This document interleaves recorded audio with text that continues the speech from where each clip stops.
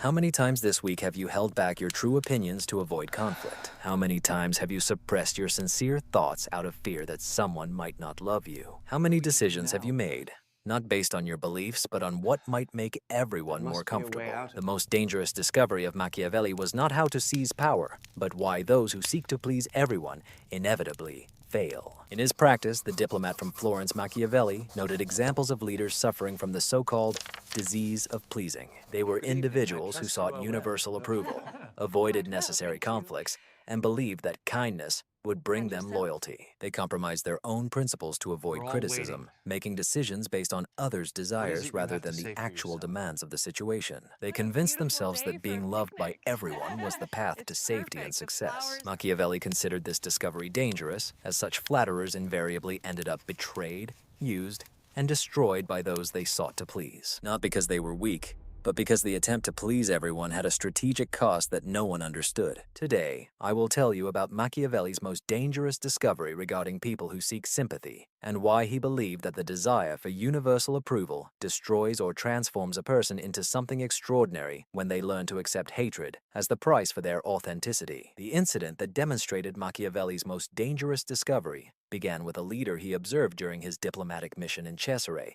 in the year 1502.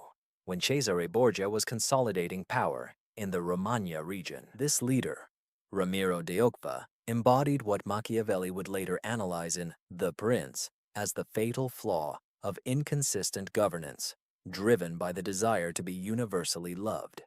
De Occa was appointed by Borgia to restore order in the lawlessness of Romagna. Initially, he ruled with resolute strictness, restoring order from chaos. But, as Machiavelli noted in his reports to Florence, De Occa began to soften his approach, seeking the approval of the local population and making exceptions to his own rules to win their favor. He hesitated to punish the influential families who defied his orders, fearing their discontent. Machiavelli wrote in his diplomatic correspondence, "The governor is now trying to please all factions, believing that this will ensure his stability. He does not understand that by trying to please everyone, he pleases no one and makes himself vulnerable to all." Months later, De Occa was arrested by Borgia's order, cut in half, and displayed in the square in Cesare, with a stick and a bloodied knife beside him. Borgia realized that De Occa's attempt to be loved by everyone created a dangerous instability.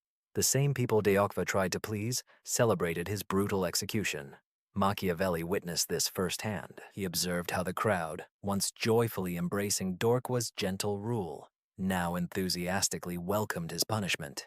This moment became a vivid confirmation of Machiavelli's most dangerous conclusion. The desire for universal approval proves not only strategically ineffective, but also leads to one's own demise. However, Machiavelli uncovered something even more disturbing.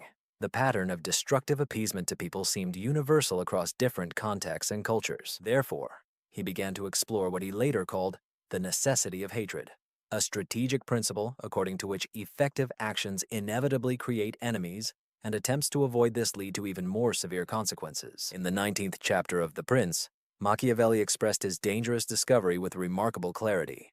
The prince should not worry about the shame of cruelty when it comes to keeping his subjects united and loyal. With a few examples of cruelty, he will prove to be more compassionate than those whose excessive mercy allows chaos to arise. But a deeper understanding came to him in analyzing the reasons for failures in the pursuit of universal approval. Machiavelli identified three fundamental truths about human nature that contradicted the prevailing beliefs of his time. Firstly, people respect more what frightens them than what they love. Machiavelli wrote, "People are less hesitant to offend someone who inspires love than someone who instills fear. Love is held by a chain of obligations which, since people are corrupt, breaks at the first opportunity for their own benefit, but fear is based on the horror of punishment that will never leave you." This was not cynicism. It was Machiavelli's observation of real human behavior in dozens of political situations. Leaders who were undoubtedly loved faced betrayal when their interests diverged from those of their followers. Leaders who instilled fear maintained loyalty, even when it was inconvenient for their followers. Secondly, the desire to please everyone guarantees that you will satisfy no one. In the third book, Reflections on the First Book, Machiavelli wrote, "He who strives to please everyone pleases no one. The prince, who tries to avoid offending any faction, will find himself unable to satisfy any of them. as their interests fundamentally contradict each other. Machiavelli observed this repeatedly in the Republican government of Florence. Leaders who tried to reconcile the conflicting interests of families ultimately became hated by all sides. The Medici family, despite their sometimes cruel politics, maintained power for generations precisely because they were willing to incite hatred in some groups to decisively reward others. Thirdly, and this is the most dangerous, people instinctively use those who seek their approval. Machiavelli noted that the moment you reveal your need to be loved, you give others a weapon to manipulate you. They will withhold approval to control your behavior. They will threaten disapproval to extort concessions. Your need for their recognition becomes their leverage over you. In his personal letters written during exile, Machiavelli addressed his friend Francesco Vettori, stating, "I have come to understand that a man who relies on the goodwill of others for his safety has built his house on sand. Goodwill disappears the moment it becomes inconvenient to express it."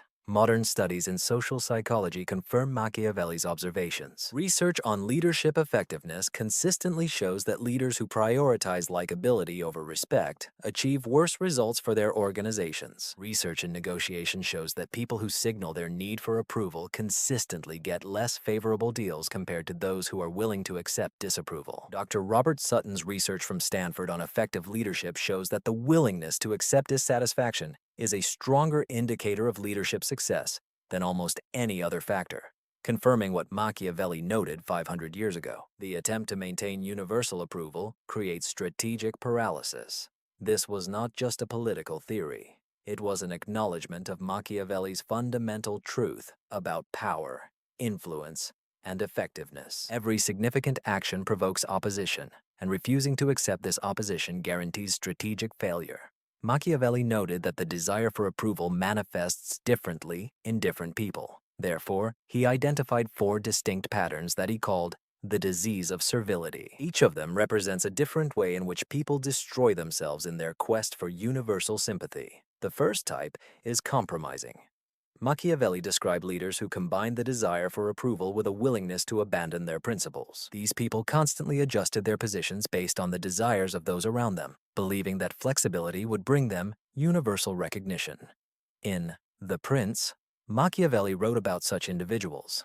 They are like reeds that bend in every wind. They believe that their adaptability makes them wise, but in reality, it breeds contempt.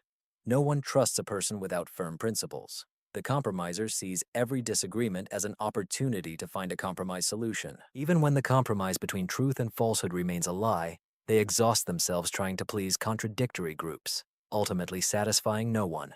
A historical example is Pietro Soderini, gonfaloniere of Florence, during Machiavelli's service. Soderini was universally recognized as a kind, benevolent man who sought everyone's approval. He tried to please both the pro-Medici and anti-Medici factions. When the Medici returned to power in 1512, both factions turned against him. He died in exile, betrayed by all whom he tried to please. The second type is the adaptable. These people do not just compromise their principles, they actively sacrifice their interests for approval. They give resources, time, and energy, hoping that generosity will be repaid with loyalty. Machiavelli notes in his reflections, "Generosity, if not strategic, teaches people to expect more generosity." The conflict resolver creates dependents who begin to resent him the moment he stops giving, feeling entitled to his resources. This person believes that selflessness will be rewarded with genuine affection. Instead, he makes others perceive him as an inexhaustible source to be exploited. Once he sets boundaries, he is accused of betrayal. A historical example, Niccolo Vitelli, whom Machiavelli mentions as a warning. Vitelli was generous to the citizens of Città di Castello, building public facilities and forgiving debts to win their love. When he needed their support in fighting enemies, they abandoned him, having learned to see him as a supplier of resources rather than a leader worthy of sacrifice. The third type is one who avoids conflicts.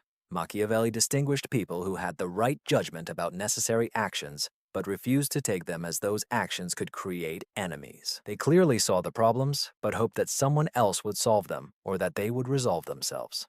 In The Art of War, Machiavelli wrote, "A commander who knows what to do but refuses to act because it might offend some of his men is worse than a commander who does not know what to do." Ignorance can be corrected. Cowardice cannot. A person avoiding conflicts understands the strategic reality, but prioritizes social comfort over effectiveness. They observe how problems worsen instead of addressing them decisively, always choosing short-term harmony over long-term success. A historical example is the Florentine Republic's response to the Pisan Revolt. Several leaders understood that decisive military action was necessary, but each avoided giving the order, as it would make them responsible for the losses among the Florentines and the expenses. This avoidance of conflict prolonged the war for years and cost far more lives than earlier decisive actions. The fourth type is the identity pleaser.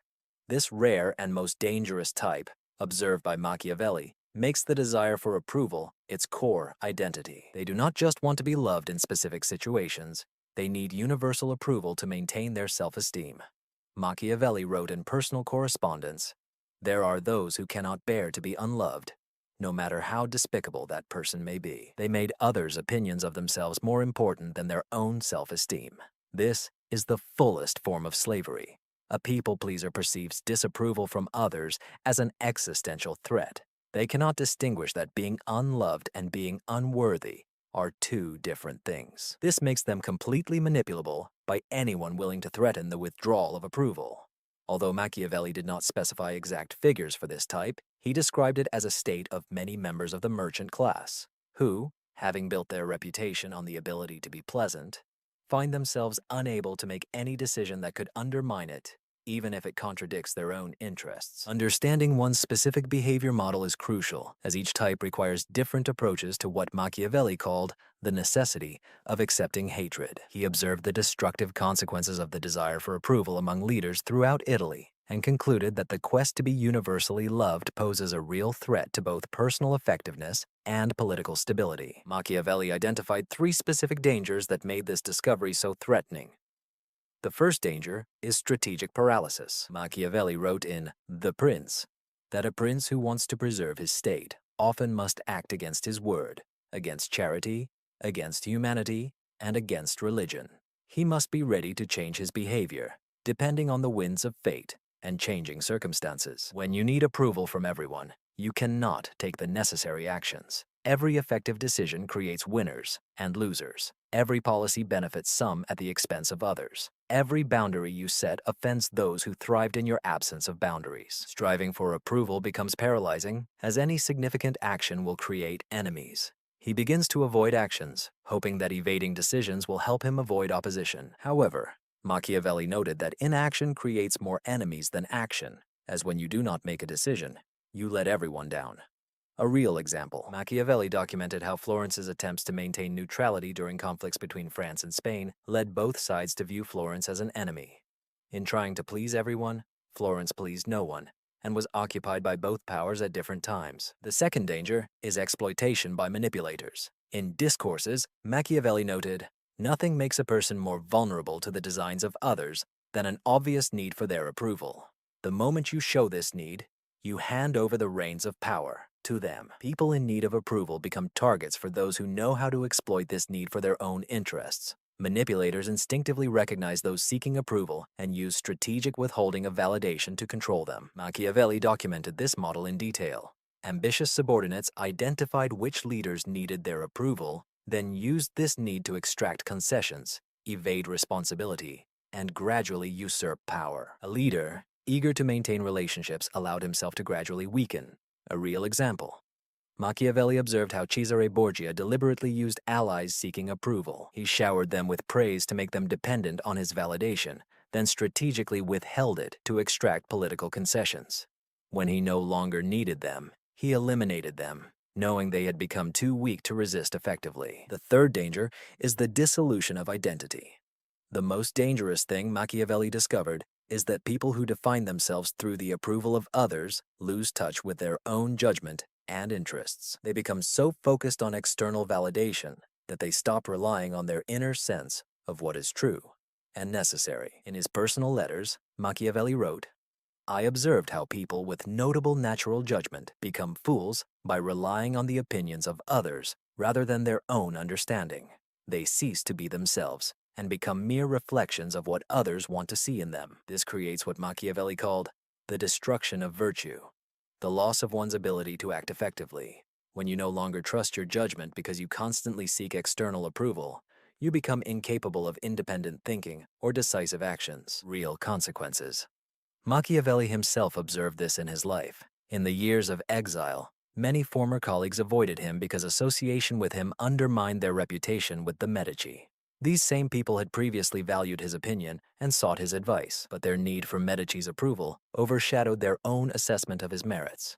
They sacrificed wisdom for social acceptance. That is why Machiavelli believed that embracing hatred was not only strategically important, but also existentially necessary, as the desire for universal approval carries enormous dangers. Thus, Machiavelli developed what he called the path of veritas, a systematic approach to embracing necessary hatred while maintaining strategic effectiveness. This did not mean becoming cruel or neglectful of others. The discussion was about developing the strength to act according to reality rather than the comfort of those around. The first phase is recognizing the necessity. Machiavelli taught leaders to first realize that creating enemies is not a failure of diplomacy, but a mathematical inevitability of effective action.